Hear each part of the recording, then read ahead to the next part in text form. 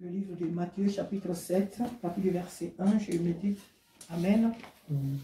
Matthieu, chapitre 7, à partir du verset 7, je lis. Ne condamnez pas les autres pour ne pas être vous-même condamnés, car vous serez condamnés vous-même de la manière dont vous aurez condamné autrui, et on vous appliquera la mesure dont vous serez servi pour mesurer les autres. Pourquoi vois-tu les grains de sueur dans l'œil de ton frère alors que tu ne remarques pas la poutre qui est dans le sien? Comment oses-tu dire à ton frère, laisse-moi enlever cette sueur de ton œil, alors qu'il y a une poutre dans le sien, ou dans le tien? Dans le tien. Hypocrite, commence donc par retirer la poutre de ton œil, alors tu verras assez clair pour ôter la sueur de l'œil de ton frère. Alléluia. Au verset 6, il dit, gardez-vous de donner aux chiens ce qui est sacré, et ne jetez pas vos perles devant les porcs, de peur qu'ils ne piétinent vos perles et que les chiens se retournent contre vous pour vous déchirer.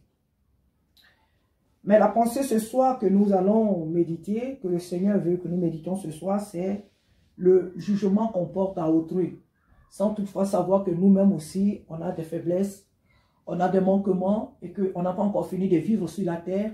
On ne sait pas ce que demain peut enfanter, on ne sait pas ce que demain peut devenir, on ne sait pas l'épreuve qui est devant nous.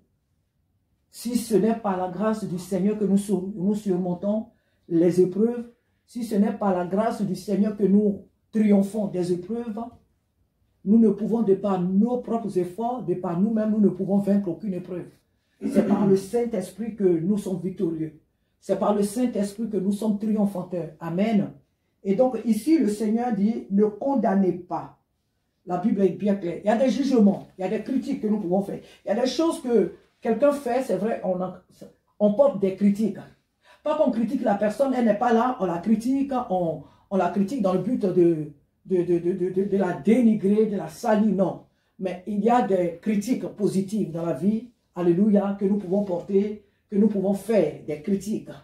Surtout en la présence de la personne, je crois que c'est encore mieux. Parce que là, la personne, elle va comprendre, elle saura que, elle a fait une faute là et là, donc, elle a besoin vraiment de s'améliorer ou de changer, de demander le secours du Saint-Esprit pour changer.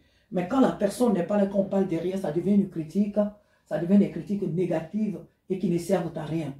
Cela n'en vaut pas la peine. Et donc, voilà pourquoi nous devons savoir que ici, la Bible parle bien de la condamnation. Oui, quelqu'un a fait quelque chose. Mais n'oublions pas que la personne qui est tombée aujourd'hui, demain peut se relever. La personne qui a fait le mal aujourd'hui, demain peut être une personne parfaite. Et puis, qu'est-ce qui prouve que de la manière dont nous regardons, nous jugeons la personne, c'est de cette même manière que Dieu la regarde. Nos jugements ne sont pas ceux de Dieu. Nos analyses ne sont pas ceux de Dieu. Donc, voilà pourquoi nous devons faire attention à la manière dont nous regardons les autres. Un frère ou une soeur a-t-elle fait ou a-t-elle fait quelque chose? Nous devons parler avec amour. Nous devons agir avec amour et non pas condamner la personne.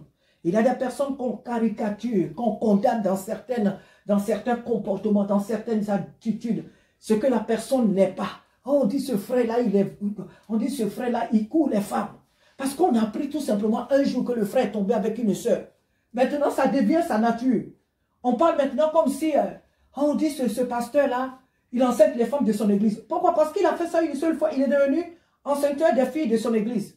Parce que la femme du pasteur est tombée dans l'adultère. On pense que c'est sa nature, c'est sa vie. Vous ne savez pas combien de fois la personne a pleuré aux yeux de Dieu, aux pieds du Seigneur, pour se repentir. Parce que quelqu'un a fait une fois quelque chose, même si c'est une ou deux fois ou trois fois, ce n'est pas une raison de condamner la personne. Nous ne sommes pas les juges pour condamner les autres. Oui, tel a fait ça, tel a fait. Alors que nous-mêmes, là, Nous qui parlons, nous qui jugeons, nous sommes pires. Nous sommes pires que les personnes que nous jugeons. Nous sommes pires. Et voilà pourquoi le Seigneur nous interpelle ce soir. D'être des chrétiens, si on peut dire modérés. Des chrétiens qui parlent avec sagesse. Qui jugent avec intelligence. Qui agissent avec amour face aux actes d'autrui. Face à l'attitude d'autrui, nous devons beaucoup faire attention. Le corps de Christ est une et indivisible. Le corps de Christ, la Bible dit que celui qui pardonne, pardonne, qu'est-ce qu'il fait? Il couvre une multitude de péchés. Le pardon est très important. Et le chrétien que nous sommes, les chrétiens que nous sommes, nous devons nous couvrir les uns les autres. Nous ne devons pas nous exposer. Nous ne devons pas nous condamner. Seul le Seigneur Dieu a le pouvoir de condamner une âme. Seul le Seigneur a le droit de condamner, de libérer, de condamner une âme. Si nous devons porter des critiques, portons-les en présence de la personne. Ces critiques-là pourront aider la personne à changer. Si nous avons des reproches à faire à une personne, faisons-les en sa présence. Pas de manière brutale, pas de façon méchante, pas de manière à rabaisser la personne, à culpabiliser la personne, mais que tout soit fait avec amour. Tout doit être fait avec amour. Mais nous ne devons pas rabaisser la personne.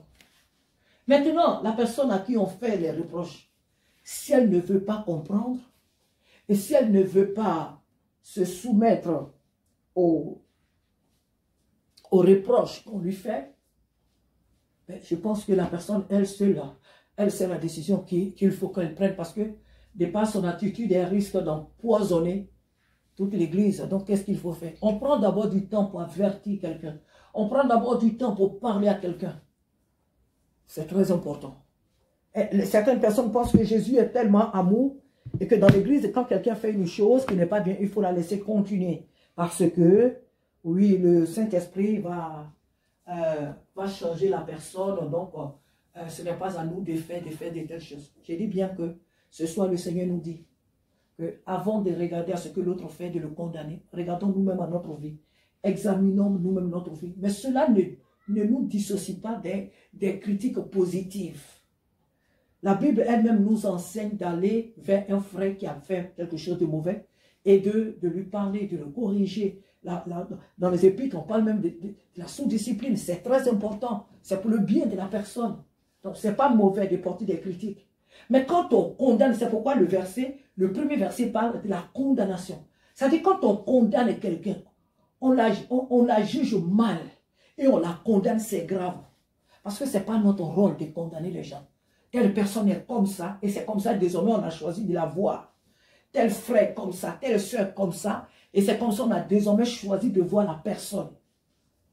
Alors que ceux qui condamnent, quand tu regardes leur vie, quand tu regardes leur attitude, quand tu regardes leur comportement, ils sont même pires que celles qu'elles condamnent.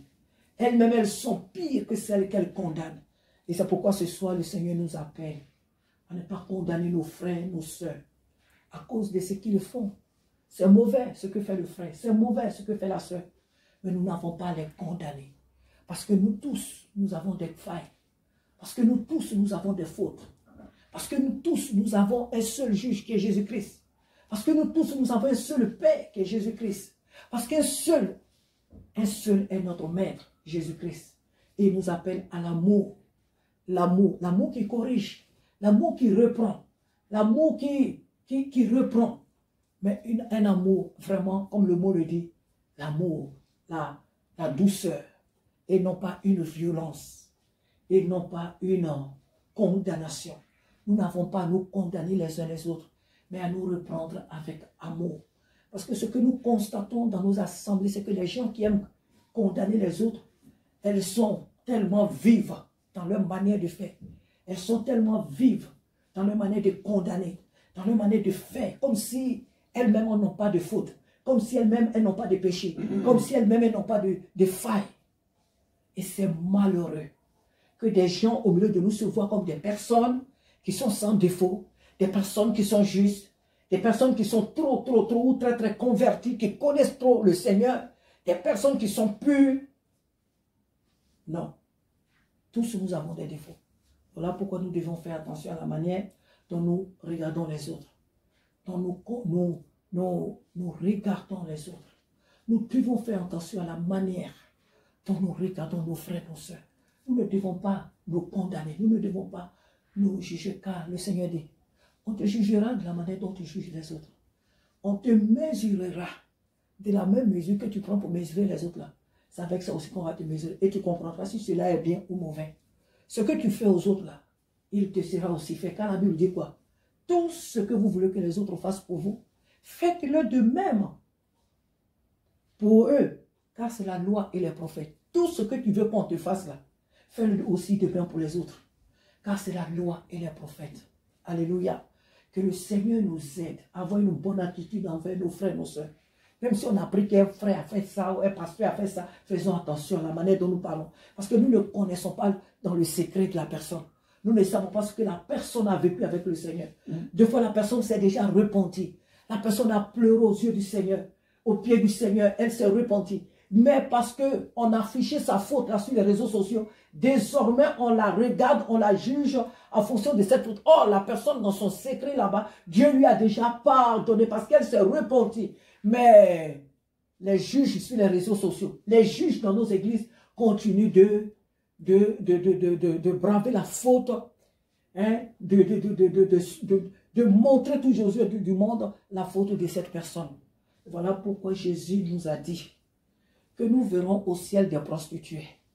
Ce qui veut dire que les gens que nous jugeons sur cette terre, les gens que nous ne croyons même pas être même chrétiens, les gens que nous ne croyons même pas être des justes sur la terre, les gens que nous croyons les plus mauvais dans nos assemblées, les gens que nous jugeons mal, les gens que nous ne voyons même pas dans nos assemblées, nous serons surpris de les retrouver un jour au ciel, de les voir un jour au ciel. Nous ne connaissons pas les secrets des gens. Nous ne savons pas ce qu'elles vivent dans leur chambre. Nous ne savons pas ce qu'elles vivent dans leur maison, dans leur cocon avec le Saint-Esprit. Alors faisons attention à nos jugements. Faisons attention à notre manière de voir les frères qui tombent dans un mal, de voir nos soeurs qui tombent dans un, ou qui ont des défauts, qui ont des faiblesses, qui ont des manquements. Faisons attention à la manière dont nous les jugeons. Parce que Dieu est seul. Lui seul est leur juge. Et lui seul a le pouvoir de les condamner s'il le veut. Ce n'est pas à nous. Tout ce que le Seigneur nous demande en tant que frères et sœurs, c'est de nous aimer, c'est de nous couvrir les uns les autres, c'est de nous supporter les uns les autres, c'est de nous aimer. Voilà ce à quoi Jésus nous a appelés. Aimez-vous les uns les autres. Et non pas condamnez-vous les uns les autres. Alléluia. Ça, c'est l'attitude du monde. Ce n'est pas l'attitude des enfants de Dieu. On doit s'aimer, on doit se pardonner. Et autant que cela est possible, comme le Seigneur l'a dit, autant que cela dépendra de nous, nous devons continuer d'aimer et de nous couvrir, et non pas nous condamner.